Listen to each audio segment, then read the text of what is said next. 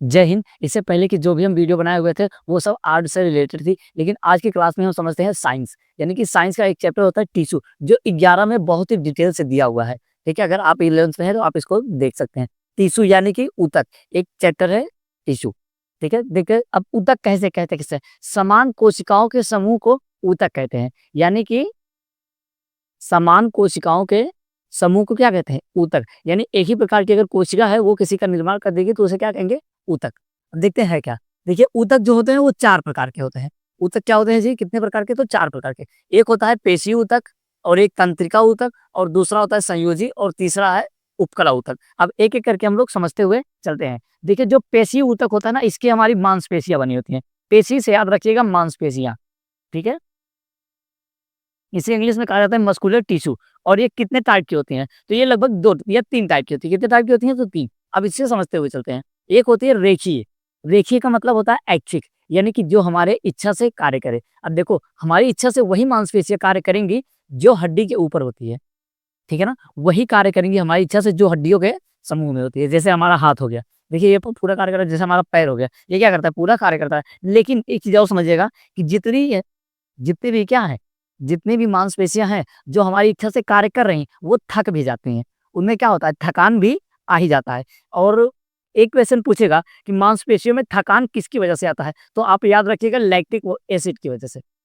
ठीक है, lactic acid की वजह से। तो क्वेश्चन यही कहेगा कि थकान किसकी वजह से आता है, तो लैक्टिक एसिड की वजह से मांसपेशियों में थकान आ जाता है। ठीक है ना, तो हमारी एक हो गई ऐच्छिक, उसे क्या कहेंगे? रेखीय, यानी कि रेखीय, वो रेखीय ऊतक या फिर रेखीय मांसपेशियां जो हमारी इच्छा से कार्य करती है उसे हम लोग रेखीय मांसपेशियां कहते हैं। और दूसरी होती है अरेखीय, यानी कि अनैच्छिक, जो हमारी इच्छा अनुसार कार्य नहीं करती है वो अरेखीय पेशियां कहलाती हैं। जैसे कि हमारी इच्छा से हमारा फेफड़ा हमारी इच्छा से कार्य नहीं करता, हमारा लीवर हमारी इच्छा से कार्य नहीं करता, हमारी आंत हमारी इच्छा से कार्य नहीं करती, हमारा हार्ट हमारी इच्छा से कार्य नहीं करता। और देखो हमारी इच्छा से कार्य नहीं करती हैं, जो भी मांसपेशियां हमारी इच्छा से कार्य नहीं करती हैं वो थकती भी नहीं है। वो क्या होती हैं? थकती नहीं है। देखिए अगर अभी हाथ काम करते करते हमारे हाथ की मांसपेशियों में क्या होने दर्द होने लगता है, ये थक जाती हैं। लेकिन हमारा हार्ट दिन रात हमेशा चलता रहता है, लेकिन ये थकता नहीं है। कभी आपने ऐसा सुना है कि हार्ट आज थोड़ा सा रेस्ट कर रहा है या लीवर थोड़ा रेस्ट कर रहा है? नहीं, ये सब क्या करते हैं? ये आराम नहीं करती हैं। तो क्वेश्चन यही कहेगा कि कौन सी, क्वेश्चन इससे बनता ही नहीं है। ठीक है ना, तो अब देखते हैं तीसरी होती है हृदय पेशियां। क्या होता है जी? हृदय पेशियां। देखो हृदय पेशियां ये भी मतलब कि आरेखीय आरेखीय मांसपेशियों का क्या है? एक हिस्सा होता है। लेकिन इसका हम लोग थोड़ा सा अलग नाम देते हैं, कार्डियक मसल्स, यानी कि हृदय मांसपेशियां। ये क्या होता है? ये भी हमारी जो हमारा हार्ट है ना, ये थोड़ा सा अलग अलग किस्म की मांसपेशियों से बना हुआ है, इसीलिए इसको कहा जाता है हृदय मांसपेशियां, यानी कि कार्डियक मसल्स। बस यही है। एक तो देखिए जो हमारी इच्छा से कार्य करती है, और आरेखीय जो हमारी इच्छा से कार्य नहीं करती है, और हार्ट जिसका बना हुआ है ये स्पेशल होती है। ठीक है, और दूसरा होता है तंत्रिका तंत्र। तंत्रिका तंत्र ये सबसे लंबी कोशिका है। ठीक है, तंत्रिका तंत्र हमारी क्या है? ये सबसे लंबी कोशिका, इसको याद रखिएगा। इसका बना हुआ हमारा ब्रेन। इसका क्या बना हुआ है? हमारा ब्रेन। ठीक है, अब आ जाता है कनेक्टिंग। तीसरा आ जाएगा कनेक्टिंग टिश्यूज, यानी कि संयोजी ऊतक। इसका कार्य होता है हमारे शरीर को जोड़ के रखना। क्या कार्य होता है इसका? हमारे शरीर को जोड़ करके रखना। अब देखिए जोड़ने का कार्य कितने कितने अंग करते हैं? तो एक हो गया ब्लड। ब्लड भी क्या करता है? हमारे शरीर को पूरी तरह से जोड़ के रखता है। देखिए यहाँ से लेकर के सारा ब्लड क्या है? आपस में मिला हुआ है। तो ये हमारे ब्लड को क्या करता है? जोड़ के रखता है। और इसी में एक पाया जाता है पीले कलर का लिम्फ। इसका कलर कैसा होता है? तो येलो। ठीक है, आप ये याद रखेगा। हो सकता है क्वेश्चन ऐसे ऐसे भी पूछ दे कि लिम्फ किस कलर का होता है, तो येलो। ठीक है, लिम्फ भी क्या करता है? हमारे पूरे शरीर को जोड़ करके रखता है। क्वेश्चन लिम्फ से तो नहीं आता, क्वेश्चन आता है ब्लड से।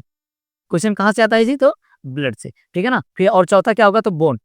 बोन यानी कि हड्डी। हड्डी भी हमारे पूरे शरीर को जोड़ करके रखती है। देखिए वैसे भी अगर हम नॉर्मल चीज में देखेंगे तो सबसे ज्यादा आपको कनेक्टिंग में यही आ जाएगा कि हाँ हड्डियां ही तो हमारे शरीर को जोड़ करके रखी हैं। लेकिन हड्डी से क्वेश्चन नहीं पूछता, पूछता ऑप्शन में देगा तो ब्लड, क्योंकि ब्लड भी हमारे शरीर को क्या करता है? पूरी तरह से जोड़ करके रखता है। ठीक है ना, फिर उसके बाद बोन भी जोड़ करके रखिए। और आता है कार्टिलेज। जो नरम हड्डियां होती है उसे कहते हैं कार्टिलेज। और कार्टिलेज ही क्या करता है? हमारे शरीर में मतलब कि हमारे शरीर को क्या करता है? जोड़ करके रखता है। आप अगर 11th का ये वाला थोड़ा 7वां चैप्टर थोड़ा डिटेल से देखेंगे तो उसमें कार्टिलेज और बोन, इन दोनों का डिफरेंट और इन दोनों की समानताएं भी दिया हुआ है।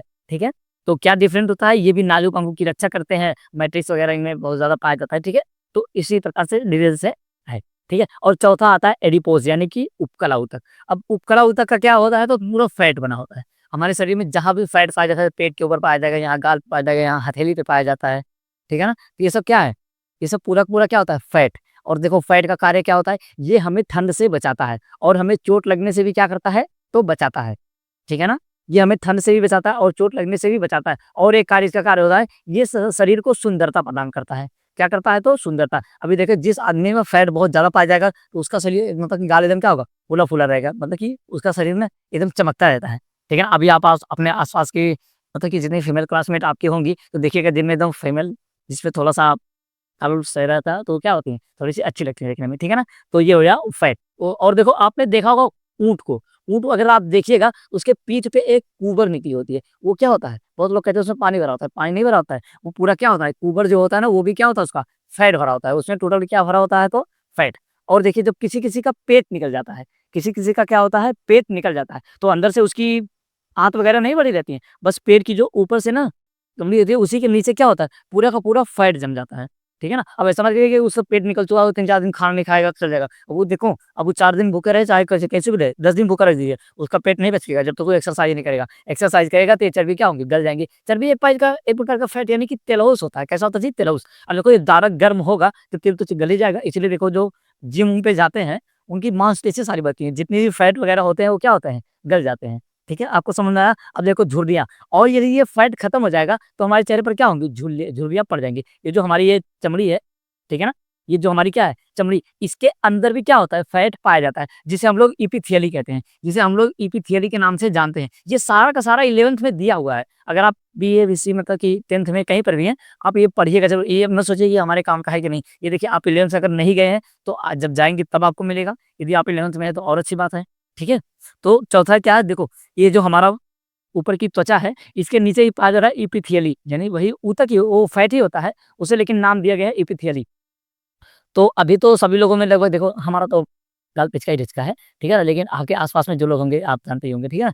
तो उसमें क्या होता है एपिथेलियल ऊतक बहुत ज़्यादा पाया जाता है। मतलब कि ज़्यादा नहीं तो लगभग ठीक है, उनमें देखोगे तो ये नसें बहुत कम दिखाई देती है और जब नसें कम दिखाई देंगी तो एपिथेलियल ऊतक भरा रहेगा तो ये क्या होता है, हाथों भी उनका ठीक-ठाक देखे ना चमकदार रहता है, ठीक है?